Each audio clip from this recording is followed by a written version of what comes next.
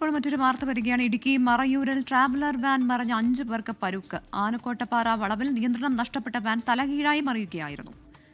രാഹുൽ വിജയനാണ് വിവരങ്ങളുമായി ഇടുക്കിയിൽ നിന്ന് ചേരുന്നത്. രാഹുൽ, ഈ അപകടം നടന്നത് എപ്പോഴാണ്? പരുക്കേറ്റവരുടെ ആരോഗ്യനില എങ്ങനെ? നുങ്കമ്പാക്കം സ്വദേശികളായിട്ടുള്ള 13 പേരാണ് ഈ വാഹനത്തിൽ ഉണ്ടായിരുന്നത്. അതിൽ 5 പേർക്ക് പരിക്കേറ്റിട്ടുണ്ട്. പരിക്കേറ്റവരെ മറയൂരിലെ സ്വകാര്യ ആശുപത്രിയിൽ പ്രവേശിപ്പിക്കുകയും ചെയ്തിട്ടുണ്ട്. കാന്തല്ലൂരിൽ നിന്നും മറയൂരിലേക്ക് വരുന്ന വഴി ആനക്കോട്ടപ്പാറ വളവിലാണ് ഈ അപകടം നടക്കുന്നത്. നിയന്ത്രണം നഷ്ടപ്പെട്ട വാൻ തലകീഴായി മറിഞ്ഞ് താഴ്ചയിലേക്ക് വരികയായിരുന്നു.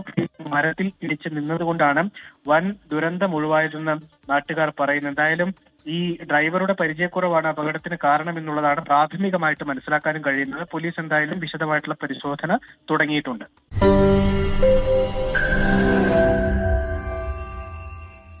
ലോകത്തെവിടെയായാലും ഏത് സമയത്തും 24 വാർത്തകളും ഓഗ്മെന്റഡ് റിയാലിറ്റി പാക്കേജുകളും എക്സ്പ്ലെയിനറുകളും വിശദമായി കാണാൻ ഞങ്ങളുടെ യൂട്യൂബ് ചാനൽ നിങ്ങൾക്ക് സബ്സ്ക്രൈബ് ചെയ്യാം.